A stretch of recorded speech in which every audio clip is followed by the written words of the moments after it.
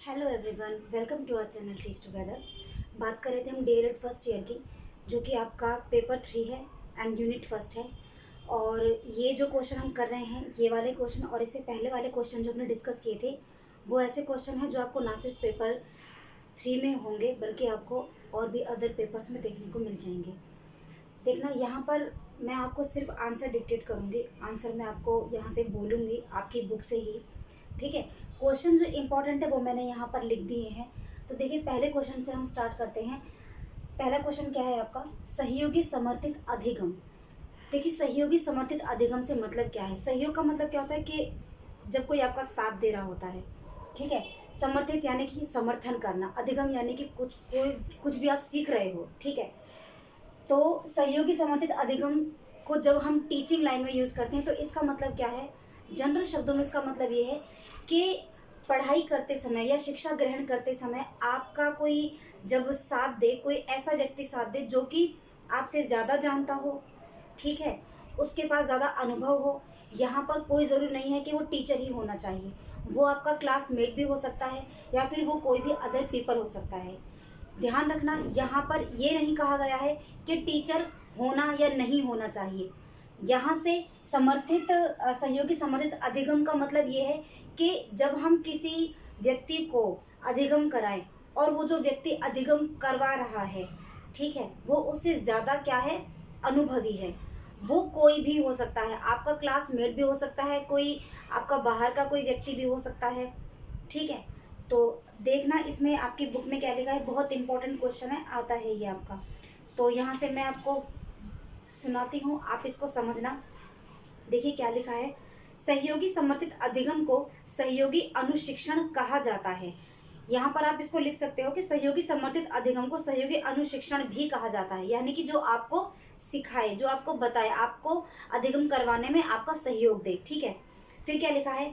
अनुशिक्षण एक ऐसी प्रक्रिया है जिसमें एक से एक को शिक्षण या अधिगम किया जाता है, यानी कि एक व्यक्ति दूसरे व्यक्ति को सिखाता है।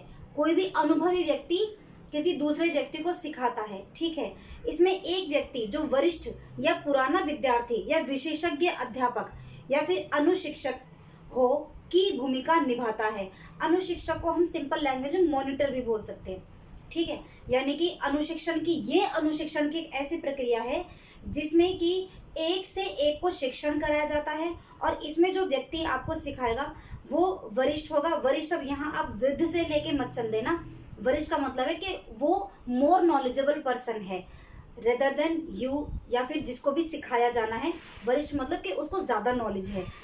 या फिर पुराना, वो विद्यार्थी होगा, जैसे कि मान लो कि एट्थ क्लास का किसी बच्चे को पढ़ाना है और उसको 9th क्लास का बच्चा उसको पढ़ा रहा होता है। इसको पीयर सपोर्ट लर्निंग भी बोलते हैं, ठीक है।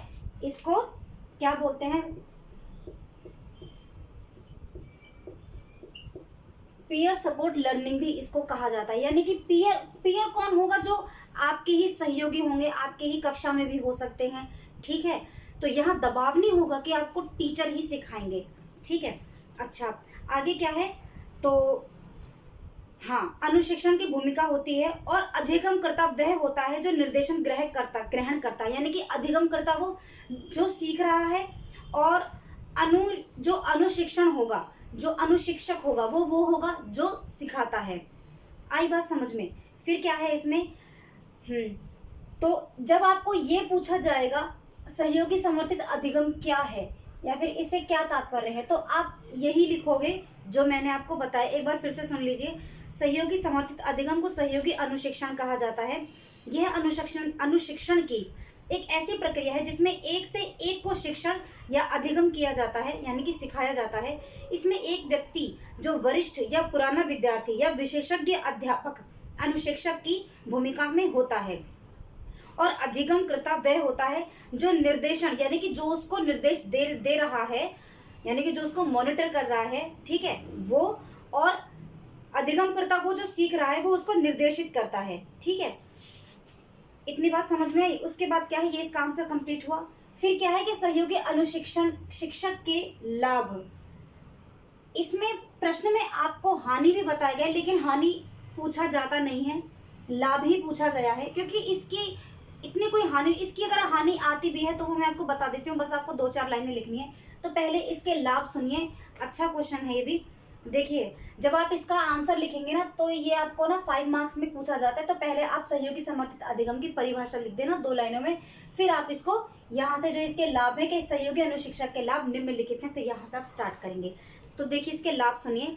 इस प्रकार का अनुशिक्षण न केवल विशिष्ट आवश्यकताओं वाले बालक के लिए हितकारी होता है, बल्कि सभी बालकों के लिए फायदेमंद होता है। ठीक है, तो ऐसा नहीं है कि इस प्रकार की जो शिक्षण प्रक्रिया है वो कुछ स्पेशल बच्चों के लिए ही अच्छी हो गई, यानी कि अब ये नहीं सोचना चाहिए कि भाई जो बच्चे थोड़े पढ़ने में वीक हैं ये सिर्फ प्रक्रिया उन्हीं के लिए ही उपयोगी है। ये सभी बच्चों के लिए अच्छी होती है, क्योंकि इसमें ना एक टीचर वाला डर नहीं होता है, तो हम आपस में ही मिल बांट के चीज़ों को सॉल्व कर लेते हैं, तो वो एक तरीके से अच्छी होती है, जल्दी से हमारी अंडरस्टैंडिंग बन जाती है, और हमको जो कुछ समझ आ रहा है या नहीं आ रहा है हम वो खुलकर बातचीत कर लेते हैं। क्यों? क्योंकि वो हमारे पीयर है ना, इसलिए हमारे अंदर डर नहीं होता। आई बात समझ में? फिर क्या है, अगर अध्यापक सामग्री या विषय वस्तु से संबंधित कोई कार्यक्रम या योजना आयोजित करता है तो अनुशिक्षण उसकी हर गतिविधि में बहुत मदद करता है। तो यहाँ पर क्या होता है कि ये एक तरीके से प्रोग्राम होता है जो कि स्कूलों में चलाया जाना चाहिए, लेकिन ये होता नहीं है। तो इसमें यही प्रोग्राम होता है कि जो बच्चे ज़्यादा जानते हैं वो अपने क्लासमेट्स को सिखाते हैं जो थोड़ा कम जानते हैं, तो ये टीचर इस चीज़ का आयोजन करवाते हैं। तो जब ऐसा कुछ होता है ना, जैसे कि अगर आप लोगों को याद हो तो अब तो पता नहीं चलन है कि नहीं है, जब टीचर डे मनाया जाता था तो क्लास में से ही बच्चों को इकट्ठा किया जाता था, तो वो पढ़ाते थे, या फिर सैटरडे को स्कूल्स में ऐसे करवाते थे कि भाई आज बच्चों चलो तुम में से कोई पढ़ाएगा।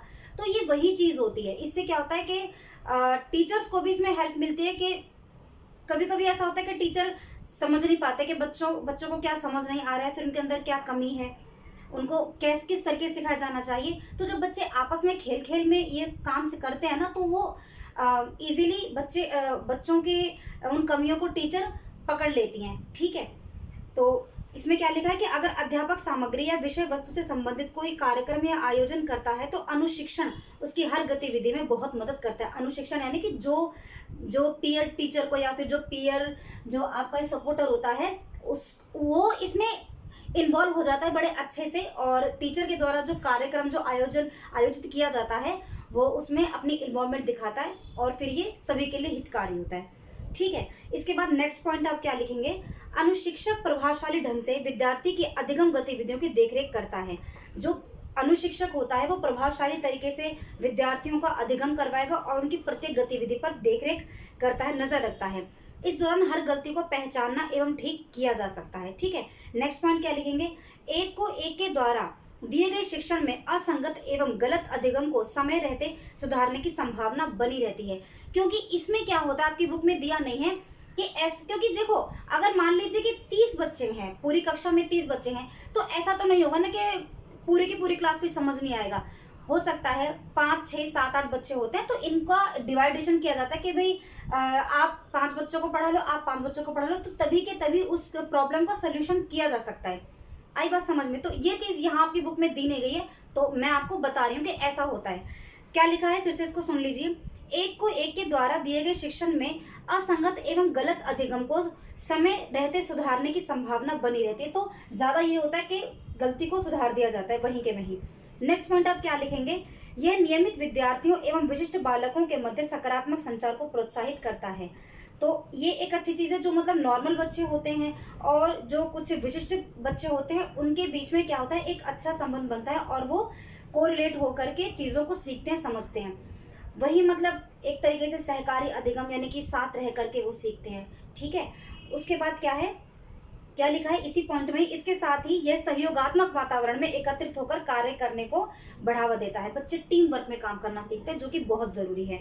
नेक्स्ट पॉइंट आप क्या लिखेंगे, ये सभी बालक दिन प्रतिदिन की नियमित गतिविधियों में बढ़ चढ़कर भाग लेने लगते हैं, तो उनको बोझ नहीं लगता है। अब देखो बहुत कम टीचर्स होते हैं जो खेलते खेलते बच्चों को पढ़ा दें, ज़्यादातर बच्चों के दिल में अपने अध्यापक या अध्यापिकाओं को लेकर डर रहता है, लेकिन जब उन्हीं के ग्रुप में से ये चीज़ उठ करके आती है तो उनको ये खेल लगता है, तो खेल खेल में काम भी बन जाता है और बच्चे भी इसमें इन्वॉल्व होते हैं और उनको एक नया तरीका मिल जाता है चीज़ों को सीखने का और समझने का। तो यहाँ तक ये बात हुई अगर आपको इसमें हानि की बात करता है तो हानि इसमें सिर्फ यही है कि जो अनुशिक्षक होता है उसको ज़रूरी है कि वो ज़्यादा जानने वाला हो, वरिष्ठ हो, या फिर उसको अनुभव ज़्यादा हो। अगर ऐसा नहीं होगा तो होगा क्या कि जितना बच्चे को आता था ना, जिसको सिखाया जाना है, वो और भी उसका ह्रास हो जाएगा उसकी शिक्षा को लेकर के। तो ये ज़रूरी है कि जो अनुशिक्षण है उसको बेहतर ज्ञान होना चाहिए, उस बच्चे से ज़्यादा आना चाहिए बेसिकली, ठीक है। अच्छा, उसके बाद नेक्स्ट क्वेश्चन क्या है, व्यक्तिगत अधिगम कार्यक्रम। बहुत अच्छा क्वेश्चन है, पूछता भी है बहुत ज़्यादा। व्यक्तिगत अधिगम कार्यक्रम में क्या है? अच्छा, मैं इसको थोड़ा सा और बता देती हूँ, ये क्या है ये। हाँ, इसमें देखना क्या लिखा है। थोड़ा ये भी समझ लीजिए कि व्यक्तिगत अधिगम कार्यक्रम के उद्देश्य यह सुनिश्चित करने के लिए होते हैं कि, तो यहाँ से भी आपको क्वेश्चन उठ के आ सकता है कि व्यक्तिगत अधिगम कार्यक्रम के उद्देश्य क्या है। तो आप सुनते जाना, बहुत ईजी है। अध्यापकों की जवाबदेही का कुछ स्तर बालक की व्यक्तिगत आवश्यकताओं की पूर्ति करता है कि जो बच्चे कुछ स्पेशल हैं तो उनको समझा जा सकता है, उनकी मेंटल लेवल को जाना जा सकता है। ऐसा करने से, क्या करने से, सहयोगी अनुशिक्षक वाली जो प्रक्रिया होती है, जो समर्थित अधिगम है, इसके द्वारा। नेक्स्ट पॉइंट क्या लिखेंगे आप, विद्यालय के भीतर सभी लोगों को एवं बालक संबंधित घर एवं विद्यालय के बीच का संवाद उपयोगी है। तो इससे क्या है कि जब बच्चे आपस में मिल करके बैठ करके पढ़ेंगे तो वो सारी बातें आराम से अपने सहयोगियों से, अपने सहभागियों से खुलकर बातचीत कर पाएंगे, जिससे कि बहुत सारी जो प्रॉब्लम है वो सॉल्व हो सकती हैं। इसके अलावा और क्या है, बच्चों की कमजोरियां कम करने वाला होता है ये जो सहयोगी समर्थित अधिगम है। और क्या है, निर्धारित एवं उद्देश्य क्षेत्रों में बालक की निपुणता विकसित करने वाला है, बालक के व्यवहार में परिवर्तन होता है, ठीक है। इतनी बात हुई। इसके अलावा अब हम आते हैं आपके व्यक्तिगत अधिगम पर। देखिए व्यक्तिगत अधिगम क्या है, तो सुनिए, यहाँ से मैं आपको बताती हूँ, आपसे सीधा ये 2 नंबर में पूछा जाता है व्यक्तिगत अधिगम कार्यक्रम क्या है। तो यहाँ से सुन लीजिए आप, व्यक्तिगत अधिगम। देखिए व्यक्तिगत का मतलब क्या कि पर्सनल। यहाँ पर तो ये था कि 5 से 6 बच्चों को या 10 बच्चों को पढ़ाया जा रहा है। व्यक्तिगत में क्या होता है कि कोई एक ही बच्चा है जिसकी कुछ ज्यादा ही प्रॉब्लम बड़ी हो रखी है और भाई उसको पर्सनल तरीके से, बिल्कुल सेपरेटली तरीके से उसको पढ़ाया जाना है। तो यहाँ पर ऐसे बच्चे की बात की जा रही है। तो सुनना जरा ध्यान से, व्यक्तिगत अधिगम कार्यक्रम का संबंध ध्यानपूर्वक सुनियोजित, सुसंगठित रूप से लागू की गई एवं उद्देश्यपूर्ण ढंग से मूल्यांकित की गई योजना से है। अब इस लाइन को एक एक पॉइंट से समझना। क्या कह रहा है कि एक तो ये किसी स्पेशल बच्चे के लिए प्रोग्राम, ये जो कार्यक्रम है ये आयोजित किया जाता है, ठीक है।